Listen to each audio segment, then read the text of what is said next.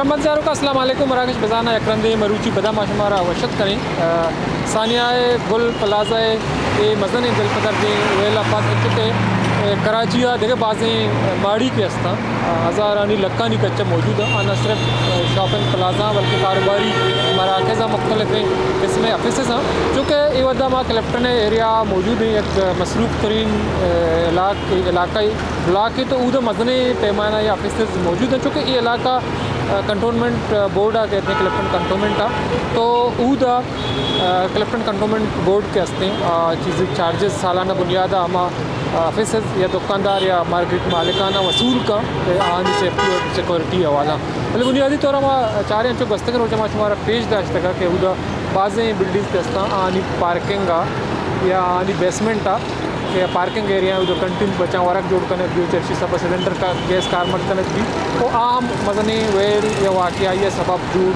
का तो इसे गिरोदार या इसे कंट्रोल कनक चवड़ा मुमकिन है कई जिम्मेदारी है क्योंकि न सिर्फ ये हुकूमत है या कंटोनमेंट बोर्ड है या KMC है या वफाकी हुकूमत जिम्मेदारी बल्कि हम इंतजामिया कहते हैं आइए वतारा चीज़ें एहतियाती तदाबीर इस्तेमाल करेंगी तो सानिया गुल प्लाजा पेश आया के हस्ते अच्छे वड़े दिलपदर में वेली अच्छे वड़ा के हस्ते बंदूक का दिलपदर तो तकासर तो आखिरी इतला हमेशा के अश्ताद के नज़दीक लाश दस्तक का बाज़ मरतब बीरान तो अमी तनाजुरा अगर पुत्रान कने और दिनतरा रवें चीज़ें सियासी तजियाकार वकील या सीनियर रहनुमा के हस्ते कोई मौजूद का पुत्रान कने बड़ादार चारों का जो कि माँ डन्ना मजनी माड़ी बिल्डिंग आनी शोरा पेश दस्ता ये क्लिफ्टन कंटोनमेंट एरिया इदा मजनी पैमाना या ऑफिस या शॉपिंग सेंटर या देखे मजनी माड़ी मौजूद है तो सानिया गुल प्लाजा के हस्ते में देमा है तो सानिया बाज़ी मर्दों में दिल पदार्थ को तो मज़ीद ये रंगे वेला रखा गया तरह हज़ारा मर्दों में बिल्डिंग के तो का कार का रिहाइश पजीरी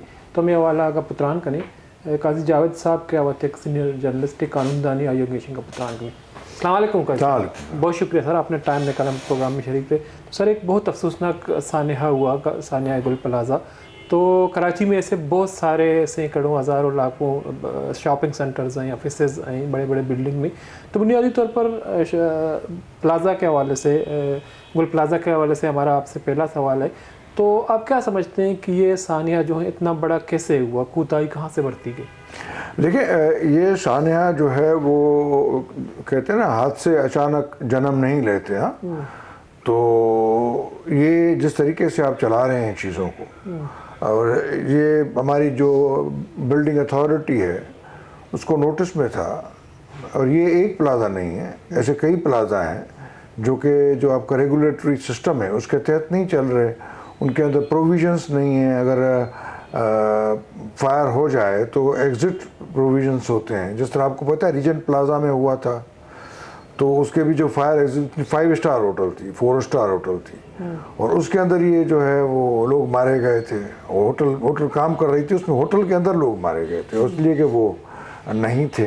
अब ये जो एक दुकान में 2 दुकानें बनाना 1000 दुकानों की जो है उसमें कैपेसिटी और 1200 दुकानें वहाँ काम कर रहे हैं और इंक्रोचमेंट्स हैं बेसमेंट को जो है वो जो उसको गो डाउन कर देना और इतनी सफोकेशन और ये सफोकेशन आपने देखी यहाँ पे सदर में जहाँ पे ये मोबाइल फ़ोन्स की जहाँ पे मार्केट बड़ी भीड़ है आप जाएँ तो सही आप आदमी के ऊपर आदमी जो है वो चढ़ा हुआ होता है और उसमें अगर कोई टेररिस्ट एक्टिविटी भी हो जाए तो वो टेररिस्ट एक्टिविटी तो नहीं है ना वो तो आपकी नेग्लिजेंस है क्योंकि आपने एक टेररिस्ट एक्टिविटी एक ऐसा वहाँ माहौल बनाया हुआ है जहाँ पे कुछ भी हो सकता है।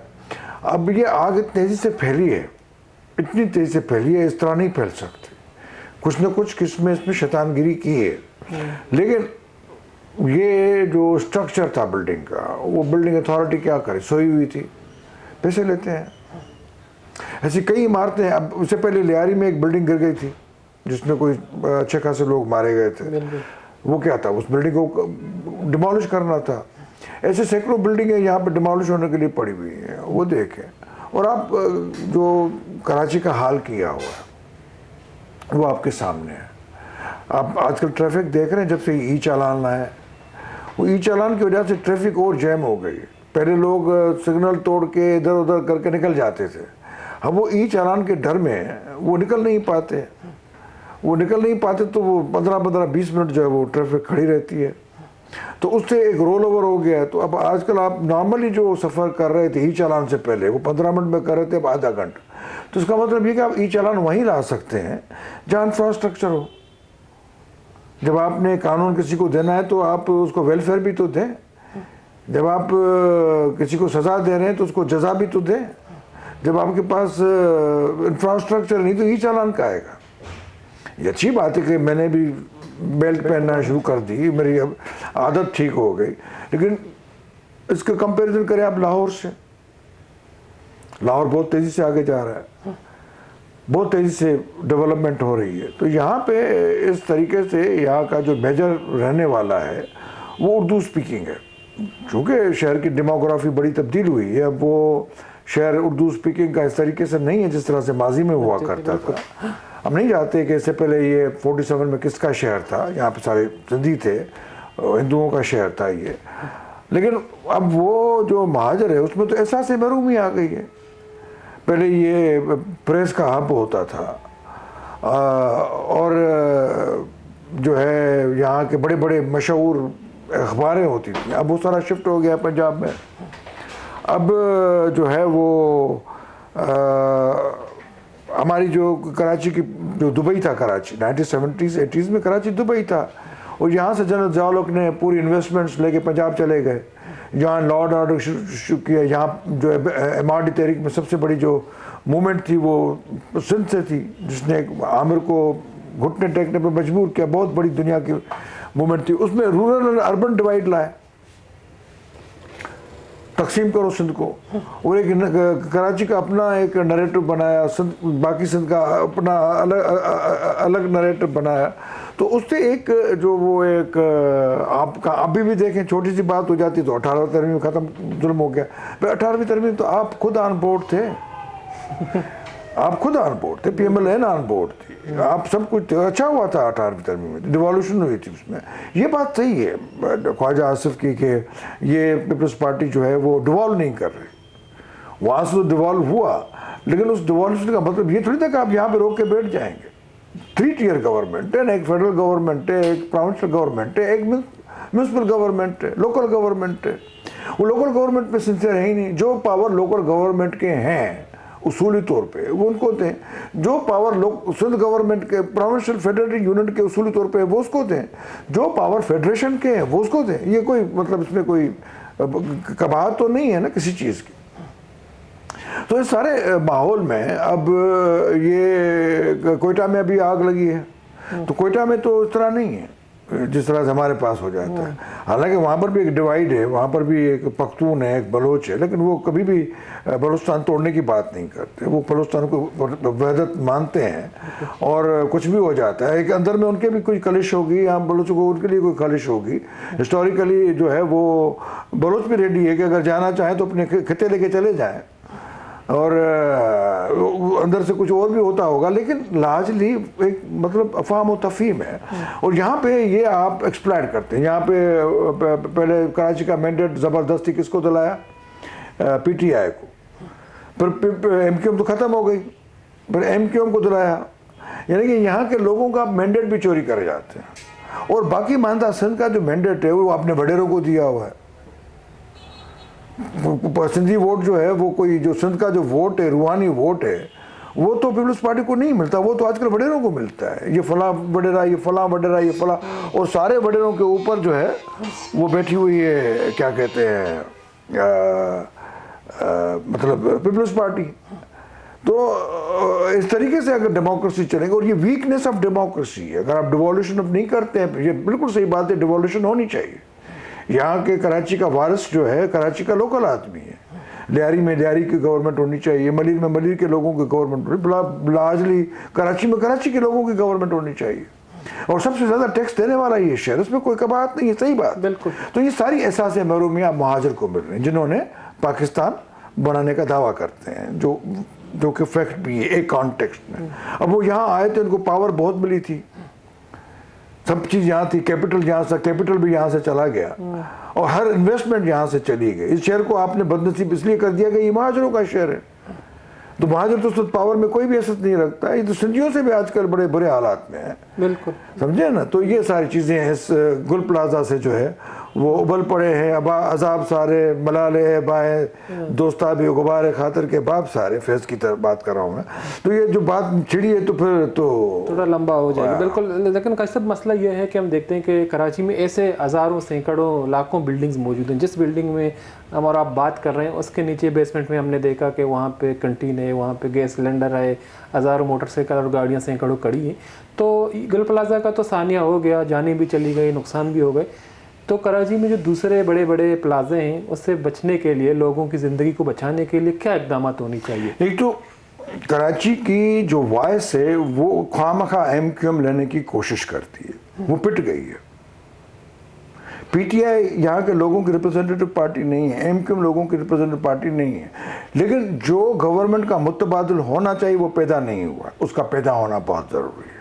कराची को फेयर पॉलिटिक्स में प्रोपोर्शन मिलना चाहिए, कराची लोगों पार्टिसिपेट करें, खुद अपनी लीडरशिप निकालें, एक वहदत में रहने वाली लीडरशिप, सिंध के वहदत को तस्लीम करे, सिंध पाकिस्तान की वहदत को तस्लीम करे, ठीक है ना। और एक जो है ज्वाइंटली हम सब मिल के, जो भी कराची के स्टेक होल्डर सारे, इसमें बलोच हैं, इसमें पठान हैं, इसमें सिंधी हैं, इसमें सेटलर पंजाबी हैं, और सबसे बड़ी बात कि इसमें सबसे ज़्यादा मुहाजिर हैं, ठीक है ना, अब भी मुहाजिर हैं। तो उन सबको मिल के जो है वो कराची मेरा शहर, कराची मई शहर, ठीक है ना, तो जो है मेरा शहर, तो मेरा शहर, तो देखिए ये पूरी जितना डाइवर्सिटी रखने वाला पाकिस्तान में अगर कोई इलाका है तो वो कराची, वो रिलीजन के एतबार से भी, वो लैंग्वेजेस लिंग्विस्टिक के एतबार से, एथनिक के एतबार से, तो हम सब में एक अफ़ाम तफ़हीम लाएँ और डेमोक्रेसी पे क्लियर हो। और आज की जो जनरेशन Z है वो तो बिल्कुल उखड़ी हुई है, जो जिनकी 20-25 साल की उम्र है वो तो बिल्कुल रेवोल्यूशनरी हुए, वो सिंधी हो या पंजाबी हो या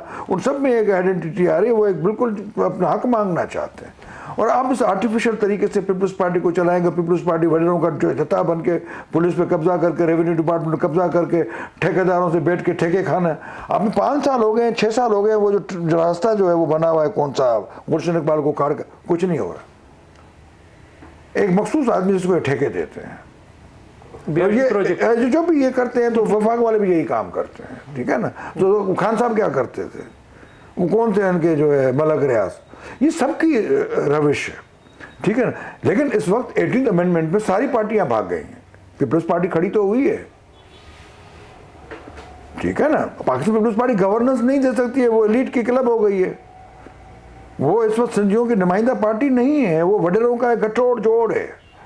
और अगर किसी वक्त भी कोई इस तरह का कोई काम हो जाए, जिस तरह से कोई हमर आ जाता है, तो ये MRD तहरीक में ये चल लड़े थे, रेजिस्ट किया था। बेनज़ीर भुट्टो के ज़मानों में 8-8 साल ये बेचारे जो है वो हुकूमत से बाहर रहे, उन्होंने रेजिस्ट किया है, अमरीतों को लड़े इस मरतबा। तो ये अगर कुछ बुरा दिन आ गया तो ये तो बेचारे तो किस तरह आप क्या समझते हैं, जो MQM अब कराची की नुमाइंदा पार्टी नहीं रही? MQM कराची की नुमाइंदा पार्टी नहीं, और यही दुख है इस बात। 24 सीटें आपने ज़बरदस्ती रिगिंग करके, टेम्परिंग करके आपने 24 सीटें दिलाई हैं MQM, और 24 सीटें आपने एक साल में उनसे छीन ली थी, वो दी थी इनको PTI को, बिल्कुल, ठीक है ना। बताए ना, जलसा करके दिखाए ना, कोई बात करके दिखाए ना, शटर डाउन करके दिखाए ना, अगर जो कराची उनका शहर है, उनका मैंडेट है। आपको पता है ना, इससे पहले 2013 तक किस तरीके से हर हफ्ते में स्ट्राइक करते थे, ठीक है ना। फिर वो जो है वो, और उसको भी कौन लाया था, MQM को भी किसने बनाया था, पूछे ना किसने MQM को बनाया था। वो जो बेनज़ीर भुट्टो की जो डेमोक्रेसी की मूवमेंट थी, उसको तोड़ने के लिए MQM को बनाया गया था। सिंध के बाकी मानदा सिंध में ये डाकू आए थे, जब MRD की तहरीक सजा मिली थी कि सारे के सारे डाकू पैदा हो गए थे, law and order situation create हो गई, यहाँ पे MQM आ गई। डेमोक्रेसी की बात करोगे तो इस तरीके से हिसाब किताब होगा, ठीक है। तो अब जो लोगों का रिप्रेजेंटेटिव वॉइस नहीं आएगी, वो कहीं खतरनाक कर, ये स्ट्रेटेजिक इशू है, ये आपके जो पाकिस्तान की जो है स्ट्रेटेजिक पोजीशन, उसके लिए खतरा है कि यहाँ के लोग जो है वो बेगानगी में चले गए हैं, सेंस ऑफ एलिनेशन पैदा हो गया उनमें। वो समझते हमारा कोई नहीं, ना हमारी हुकूमत है, ना हमारा कुछ है। और ये जो है एहसास महरू में जो सिंधियों का एक इससे पहले रहा था साहब, अब वो पूरे पाकिस्तान में मुहाजिरों में आ गई, इनकी रूट्स नहीं है, यहाँ पे माइग्रेट करके आए हैं, इनको सिंधी होने से रोका जा रहा है, क्योंकि सिंधी अगर ये हो गए तो मिडिल क्लास है, तो उठा के वडेरों को मार देंगे। ये तो लीडर है सिंध के, ये तो रह पा रहे हैं सिंध, क्योंकि मिडिल क्लास है ना। और बाकी मानदा सिंध में, सिंधियों में तो मिडिल क्लास है ही नहीं। छोटी मोटी टिकड़ी पिकड़ियाँ, ये मिडिल कॉम्पोजिट पार्टियाँ, और उनको बीमारी लग गई है पता नहीं कौन सी, वो इलेक्टोरल पॉलिटिक्स, डेमोक्रेसी पॉलिटिक्स करते नहीं है, तो वो भी आइसोलेटेड हो गए। वो कब बनेगा, उनका ख्वाब पूरा होगा? वो ख्वाब तो पूरा होगा ही नहीं। आज कुछ यहाँ के लोगों के लिए इस्तेमाल हो जाएंगे, कुछ बाहर के लोगों के लिए इस्तेमाल हो जाएंगे, जिस तरह से बलोच मूवमेंट में हो रहा है। ठीक है ना? बिल्कुल। तो ये सारी चीज़ें जो है हमें डेमोक्रेसी में जाना चाहिए। डेमोक्रेसी हमारा स्ट्रेटेजिक वेपन है, हमारे मुल्क की मुफाद के लिए, हमारे मुल्क की वहदत के लिए हमें डेमोक्रेसी चाहिए, उनको रिप्रेजेंटेशन चाहिए। और वो सिंधी दहका ने सिंधी हारी है, उसका भी वोट हाईजैक हो जाता है, वहाँ वडेरा मुसल्लत किया गया है, पुलिस के रेवेन्यू वडेरों को ऑक्सीजन देती है, सारा सिंध सही कहते हैं ये वडेरों की गवर्नमेंट है। इस सिंधियों को अब समझना चाहिए कि सिंधी का वोट जो है वडेरे को जाता है, तो क्यों नहीं कहेंगे ये वडेरे की गवर्नमेंट है। लेकिन सर आपने कहा कराची के अवाम को अपनी क़यादत की ज़रूरत है, तो फिर वो कैसे मुमकिन है? उसको कैसे जो अपनी क़यादत का मतलब हम आपको किस तरीके से समझाएं कि जो चीज़ें, मैं वली तो नहीं हूँ, मैं अपने प्रोसेस में देखता हूँ, प्रोसेस से लीडरशिप पैदा होती है ना, आर्टिफिशियल लीडरशिप पैदा नहीं होती है। सही बात है। आप एक बंदे को पिक करके लीडर बना दें, पर वही आपसे लड़ता है। इमरान खान, अल्ताफ भाई, अभी एक और नया लॉन्च हो गया है, ठीक है ना। और कुछ लोगों ने डेमोक्रेसी में जो रूल्स बनाए, जुल्फ़िकार भुट्टो भी picked by the establishment Sheikh Mujib के खिलाफ, Nawaz Sharif picked by the establishment Benazir के खिलाफ, लेकिन दोनों ने रूल्स बनाई, ये लोगों में चले गए। ठीक है ना। और फिर वो जो प्रोसेस है वो होना चाहिए। मैं समझता हूँ कराची के लोगों को वसत हो कि कराची की एक बहुत बड़ी जो है लोगों, स्कूलों में, कॉलेजों में आप यूनियन, स्टूडेंट यूनियन नहीं बनाने देते। हम तो पॉलिटिक्स में आए स्टूडेंट यूनियनों से, बिल्कुल, हम तो पॉलिटिक्स में आए स्टूडेंट पॉलिटिक्स से। एक जो प्रोसेस जो है वो, एक हमारे पड़ोस में यहाँ बैठते हैं रज़ा रब्बानी साहब, बड़े लीडर हैं पाकिस्तान पीपल्स पार्टी, वो स्टूडेंट पॉलिटिक्स से आए। ताजदर कहाँ से निकले थे, एंडी खान कहाँ से निकले थे, ये डेमोक्रेटिक प्रोसेस था, यहाँ से निकले थे। और बहुत सारे खूबसूरत लीडर निकले यहाँ से। हमारा कौन, मेराज मोहम्मद खान यहाँ से किस तरह से पैदा हुए थे। यहाँ की लेफ्ट की पॉलिटिक्स थी, जहाँ अमरीतों के खिलाफ लोग लड़े, फातिमा जना के साथ खड़े हुए, यहाँ अयूब खान का जीना आराम कर दिया, यहाँ से कैपिटल लेके भाग गया। तो यहाँ के लोगों को मेहरबानी करके डेमोक्रेसी को अपना दुश्मन न समझिए। ये किसी वक्त भी इस मुल्क के ऊपर बुरा वक्त आएगा तो तारीखदान लिखेगा कि यह डेमोक्रेसी का डिफिसिट था। ये डेमोक्रेसी का डिफिसिट जो है वो हम बर्दाश्त नहीं कर पाएंगे। आप हाइब्रिड डेमोक्रेसी चला रहे हैं। ये कल जो डेमोक्रेसी के लिए लड़ते थे, ये हमारे पीपल्स पार्टी वाले, PMLN वाले, ये भी वही धंधा कर रहे हैं। बैठ गए ना hybrid democracy. Hybrid democracy Imran Khan ने इंट्रोड्यूस की थी ना। बिल्कुल। इससे पहले तो 58-2 भी थी, अजीज अहमद में होता था। फिर उन्होंने कहा कि जी ऐसी कोई बना के प्राइम मिनिस्टर बनाएंगे कि हाथ में डोरी, हमारे पास डोरी किस तरह आपके पास आती? वो डोरी थी बुशरा से थी कि बुशरा कौन है ये जो हमारी बीबी, उनके तहत वो पीर साईं थे, पीर साईं से वो फैज़ हमीद से लेते थे ढारा, और फैज़ हमीद साहब खुद अपना काम करते थे। तो democracy is the name of audit, public audit, political audit. Democracy ये कि बैलेट बॉक्स खुद एक ऑडिट होने का नाम है। वो लोग अपने कॉन्टेक्स्ट में अपना ऑडिट करते हैं, अकाउंटेबिलिटी करते हैं।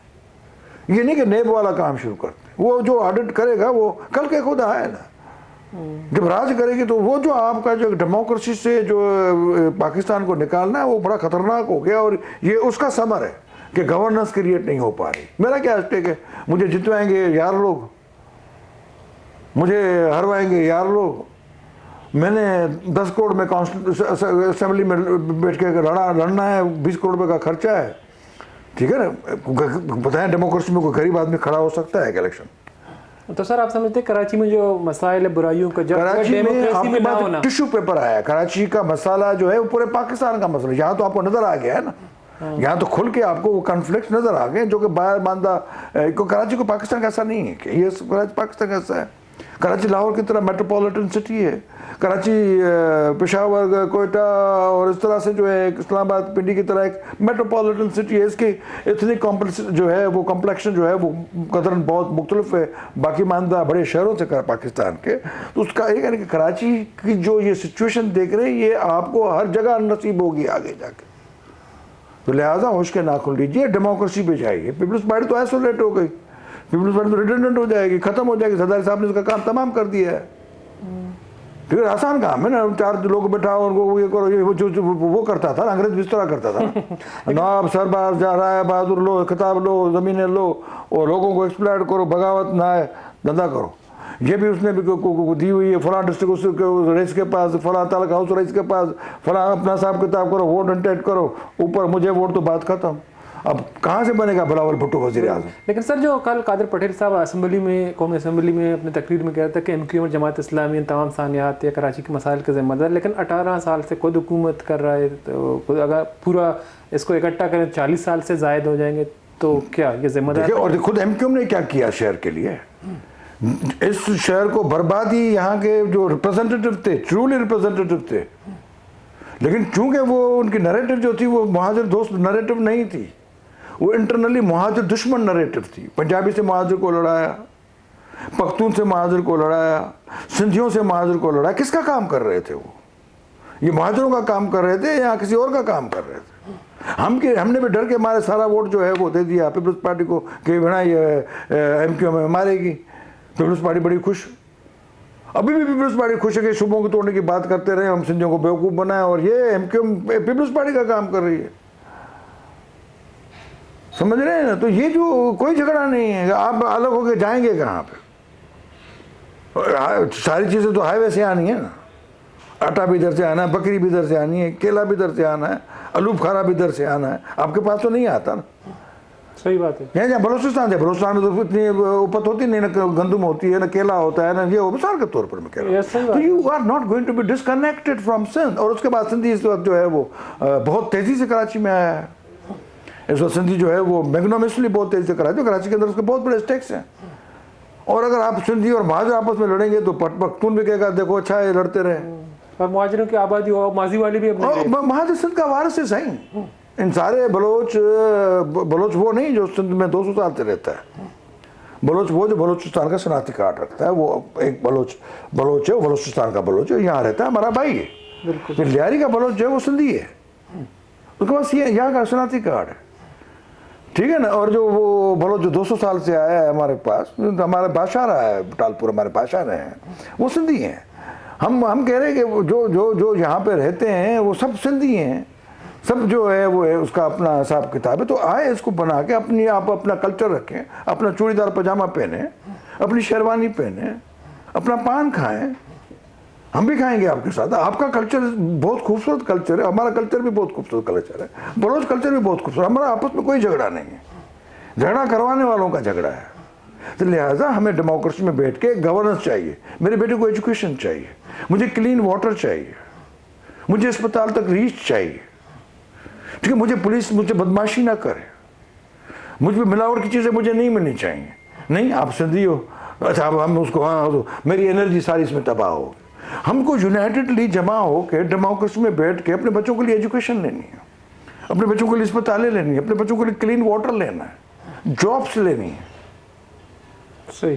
तो ये डिस्ट्रीब्यूशन कर दिया गया डेमोक्रेसी को। आजकल मैं तो बड़ा वकील हो गया हूँ डेमोक्रेसी, जिस तरह से मेरी उम्र एज हो गई तो मैं अब तो मैं बाकी बांधा जिंदगी डेमोक्रेसी के हवाले करूँगा। हमें डेमोक्रेटिक प्रोसेस करना है, क्योंकि अभी तो डेमोक्रेसी पूरी दुनिया में भी खराब हो गई। देखा तो ट्रम्प साहब जो रोजाना मजाक करते रहते हैं, डेमोक्रेसी यहाँ खराब हुई है, पूरी दुनिया में डेमोक्रेसी खराब हो गई।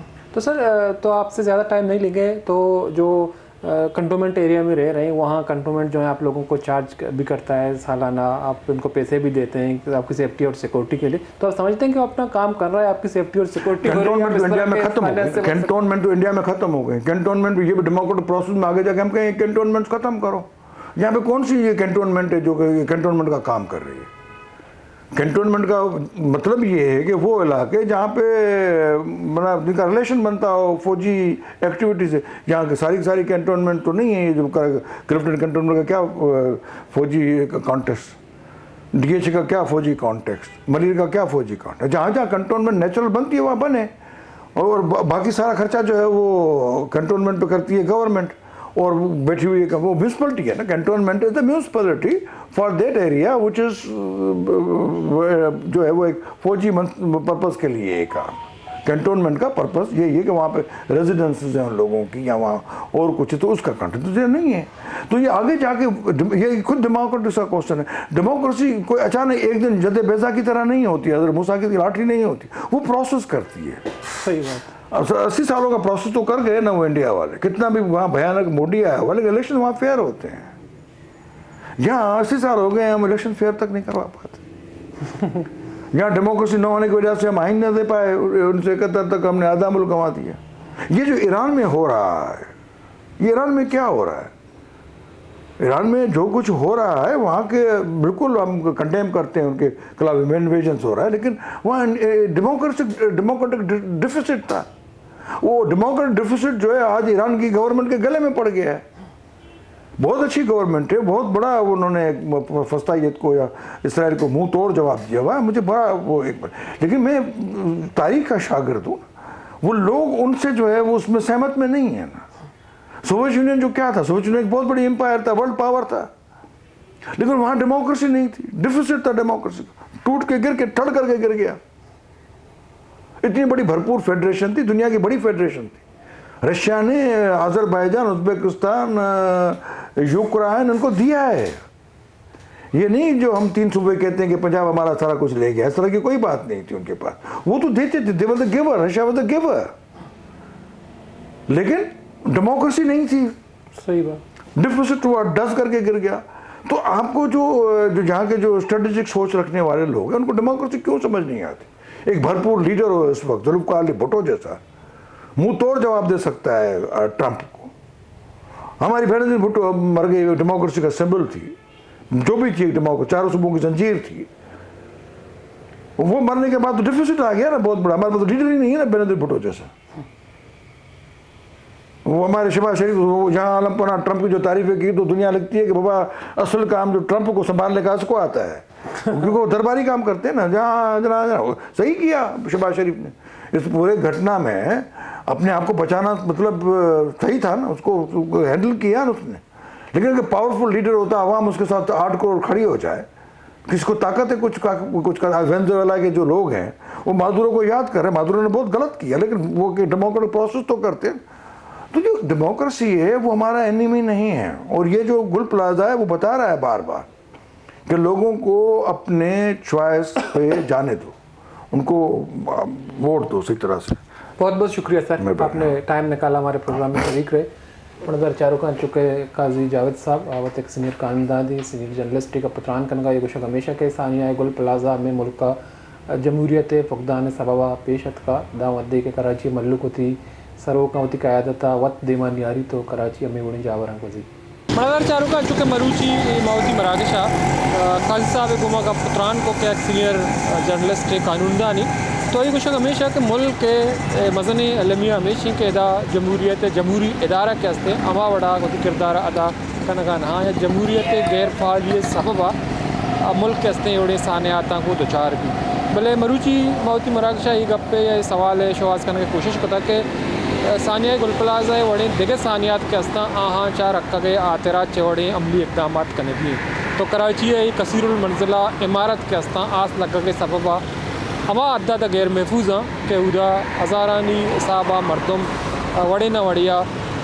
रिहाइश पजीरा कार कनगा या दिगे जस्तवीर कनगा तो अच्छे वड़ा रखे खुद कना तो इमें शॉपिंग प्लाजा या कारोबारी मराकज़ के हस्ते एक मजनी मजनी माड़ियानी शिकला मौजूद है तो आउदा बिल्डिंग अमा वड़ा जोड़कर गुतगा आउदा एग्जिट इंटरेंस से रहा के हस्ते यक की बातें मतकना गुतगा हमें गुल प्लाजा बुद्धा मंदूक का दरा के कोश कुतब हाँ रान रस्ता बिजली शुतगा तहारी बुद्धा बेसमेंट बुद्धा चर्शी सब्बा बाज़े कीमती जान ज़ाया बुद्धा अश्ताद मर्दवानी वीरानी के वस्ते बाज़ दिलपदर आले बाज़े मर्दमें अंगता बेगुआएँ तो क्लिफ्टन कंटोनमेंट एरिया के हस्ते आम या कद्या तक चूँकि मुख्तलिफ माड़ी बिल्डिंग्स के हस्ता मानी मुआयना कोता चार तपास कोता तो आ यक अद्या तक गैर महफूजा और बाज़ खतरनाक तो इसी गिरदार करेंगे आतरा हुकूमत बाज़ जिम्मेदारी जोड़बा इदारानी बाज़ जिम्मेदारी जोड़बा या कंटोनमेंट बोर्ड के हस्ते आना सेफ्टी एंड सिक्योरिटी नामा फ़ीस वसूल का तो आ वायदे अमली इकदाम दिखा तो मरूची माँ खुश कोता के बाद सवाल के हस्ते जवाब दूँ तो इस सिलसिला के हस्ते एहतराम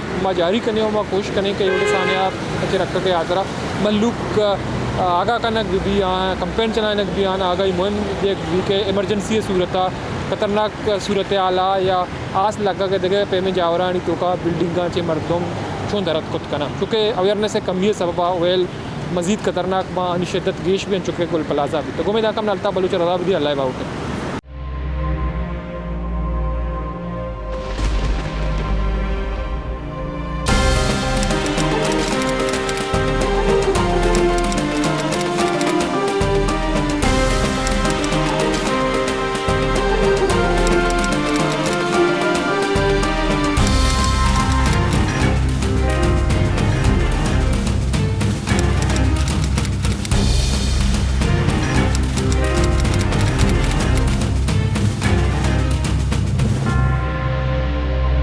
बेचारे मरागिश बेजाना पन शंबे दशंबे शपे साहत अश्ता योका वश न्यूज़ा।